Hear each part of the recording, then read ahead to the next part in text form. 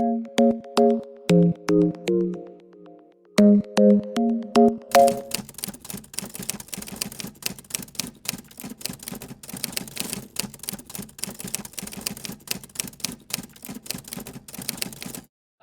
මම කතා කරන්න බලාපොරොත්තු වෙන්නේ මජර දේශපාලන සංස්කෘතිය පිළිබඳව.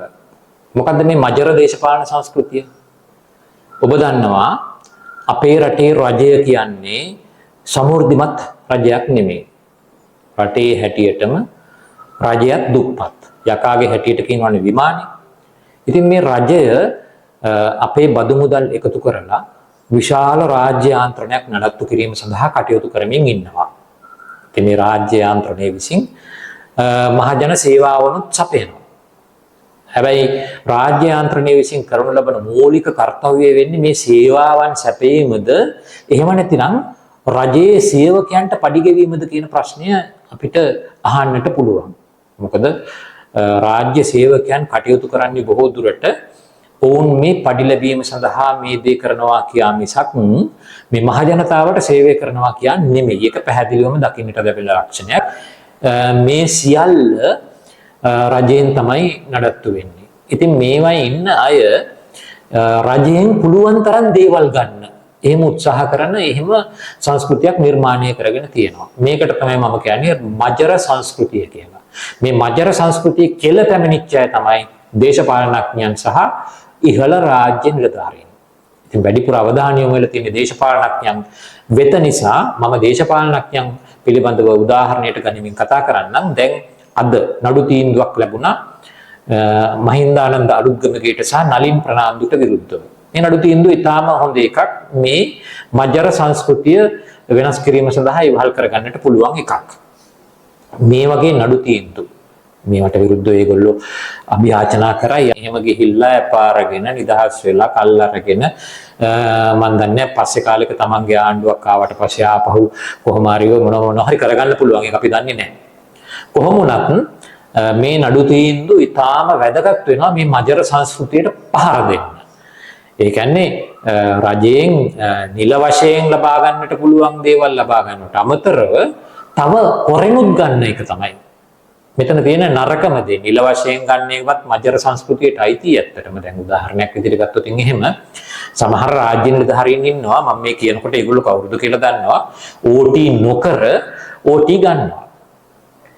ඉතින් ඒ වගේ අය කරන්නේත් මේකම තමයි. ඉතින් ඒවා නිකන් වෘත්තීය අයිතිවාසිකම් බවට පත් කරගෙන තියෙනවා. මම මේවා කියන්න ගියොත් එහෙම මගෙත් එක තරහ වෙලියකට මගෙත් එක රණ්ඩු වෙන්නේ නෝ.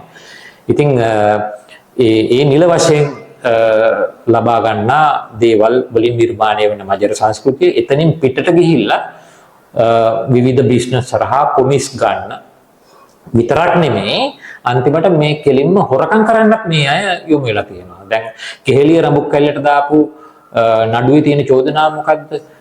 තමන්ගේම ඥාතීන් පිරිසක් සේවකයන් විදිහට බඳවාගෙන ඒ අයගේ වැටුප තමන් අරගෙන ඉතින් ඒක විවිධ ආකාර වලින් අරගෙන සමහරට මේව ඔප්පු කරන්න දුෂ්කර වෙන්න පුළුවන්. මං හිතන්නේ නැහැ උනට දුෂ්කර විය යුතුයි කියලා. හේතුව පැහැදිලිව බැලු බැලමට පේනවානේ මේගොල්ලෝ මේකට මාටිය ගහලායි කියලා කරනවා. ඉතින් මේක සංස්කෘතියක් බවට පත් වෙලා මේක සාමාන්‍යකරණය වෙලා තියෙනවා අපේ රටේ. පහුගිය කාලේ හැමෝම මේ දේවල් වල අඩු වැඩි වශයෙන් නියදුණා.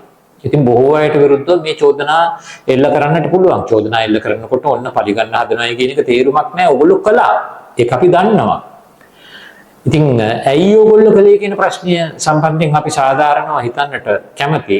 එක හේතුවක් තමයි දේශපාලනය කරන්නට විශාල වශයෙන් අපේ රටේ සල්ලි අවශ්‍ය වෙනවා. බොහෝ දේවල් සල්ලි දීලා ගන්නට තමයි වෙලා තියෙන්නේ. ඡන්දෙත් සල්ලි දීලා ගන්නට වෙන තත්ත්වයක් නිර්මාණය වෙලා තිබුණා අපේ රටේ. ඕගොල්ලෝම තමයි නිර්මාණය කළෙත්. අපේ ජනතාවත් අහිංසක නැහැ. උනුත් පල්හොර ඕගොල්ලෝ ජාතියම. උනුත් ඉතින් මෙහෙමනේ දැන් දේශපාලකයාට අපි හිතමුකෝ අවුරුදු උත්සවයකට එන්න තියෙනවායි කියලා. නැත්තම් ක්‍රිකට් මැච් එකක් සංවිධානය කරලා ගමේ වැඩිහිටි බාල හරි එහෙම නැත්තම් විවාහක අවිවාහක හරි දේශපාලකයට ආරාධනා කරන්න යනවා ඒකට එන්න කියලා. ඒක උගෙන් බලාපොරොත්තු වෙනවා මේකට 25000ක් 50000ක් ඔය වගේ ආසනය පුරාම ඉන්නේ වූ දේශපාලකයට ඔය වගේ පීඩනයක් දානවා උගෙන් ගාන කපා ගන්න. ඉතින් ඌ කොහෙන් හරි මේවට දෙන්න ඕන. ඉතින් දෙන්න නම් ඌත් කොහෙන් හරි හොරකම් කරන්න ඕනේ. ඉතින් ඌට හම්බෙන පඩියෙන් මේව කරන්න බෑනේ. ඉතින් ඔය හොරකම පුරුදු වුණාට පස්සේ උන් මෙහෙමනේ ඉතින් උන් හොරකම් කළා මහ ජනතාව අතර බෙදුවේ නෑ සරදියෙල් වගේ. උන් වැඩි ප්‍රමාණයක් තමන්ගේ සාක්කුවට දාගෙන පොඩි ප්‍රමාණයක් ඔය මේ මහ ජනතාවට දීලා ඇති. ඒවත් ඉතින් තමන්ගේම මේ මතු අනාගතය වෙනුවෙන් තමයි කරලා තියෙන්නේ. ඉතින් කොහොම වුණත් දැන් නීති සම්පාදනය කරලා තියෙනවා මේ මජර සංස්කෘතිය පරාජය කරන්නට පුළුවන් විදිහට. විශේෂයෙන්ම දූෂණ විරෝධී පනත වගේ නීති. ඒ යටතේ ඔය වත්කම් බැරකම් ප්‍රකාශ කිරීම අනිවාර්ය කිරීම වගේ ඒ වගේ රීති ඇත්තටම අතිශය වැදගත් වෙනවා අපේ රටේ මේ මජර සංස්කෘතිය වෙනස් කරන්න. ජනතා විමුක්ති පෙරමුණේ සංස්කෘතිය මම අනුමත කරන්නේ නැහැ. ඒක වෙන විදිහක සංස්කෘතියක්. ඒකට මම මජර සංස්කෘතිය කියලා කියන්නේ නැහැ. ඒක වෙන අමුතු සංස්කෘතියක්. ඒකට නමක් හොයාගන්න ඕන. මොකද ඒගොල්ලෝ කරන්නේ මේ මහජන මුදල් දේශපාලනඥයන් ඒගොල්ලන්ගේ මහජන නියෝජිතයන් හරහා ඒගොල්ලන්ගේ පක්ෂයට බැර කරගන්න එක.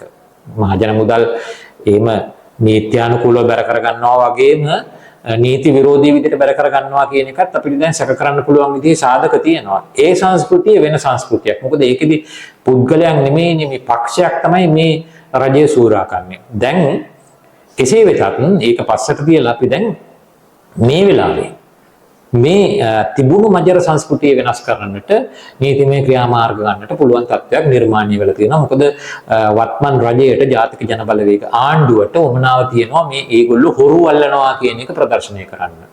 ඉතින් අපිට ප්‍රශ්නයක් නැහැ ඕගොල්ලෝ හොරු අල්ලන්න. හොරු අල්ලලා හොරුන්ට දඩුවම් කරලා ඒ කැමති දෙයක් කරගන්න. හැබැයි ඕගොල්ලෝ මේකත් මතක තියාගන්න ඕගොල්ලෝ පරිස්සම් වෙලා ඉන්න. මොකද ඕගොල්ලන්ටත් ලේසි නැහැ මේ රාජ්‍ය පාලනය කියන එක. ඕගොල්ලන්ට ඕන සෙල්ලම් කරන්න එහෙම පුළුවන් කමක් නැහැ. දැන් ඔය මං කියන්නේ මේ ඔය മന്ത്രിවරුන්ගේ වැටුප පක්ෂිත ගන්න එක වුණත් ඇත්තටම මේ වංචාවක්.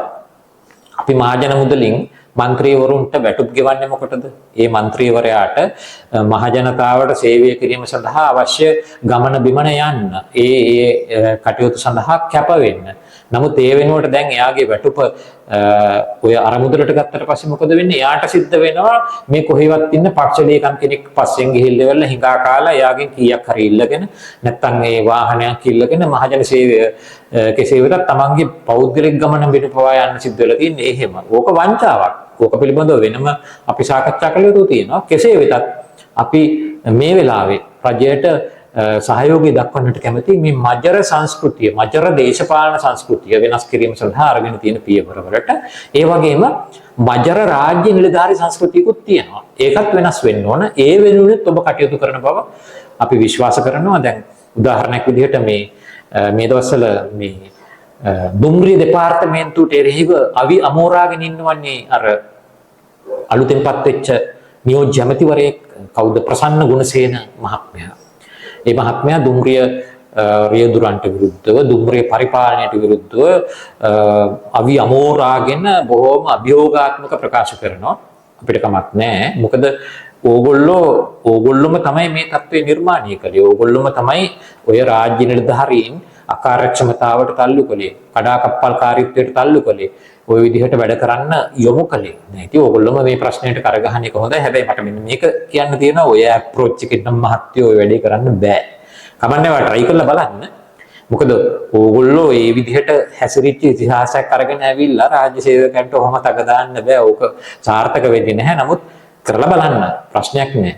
ඉතින් කොහොම වුණත් මජර දේශපාලන සංස්කෘතියයි මජර රාජ්‍ය නිලධාරී සංස්කෘතියයි අපි මේ වටේදී වෙනස් කරමු. ඊට පස්සේ අපි බලමු මේ මජර දේශපාලන සංස්කෘතිය ඔය අනිත් පැත්ත මම අර කලින් සඳහන් කරපු ඔය ඒ පැත්තත් පස්සේ සලකා බලමු.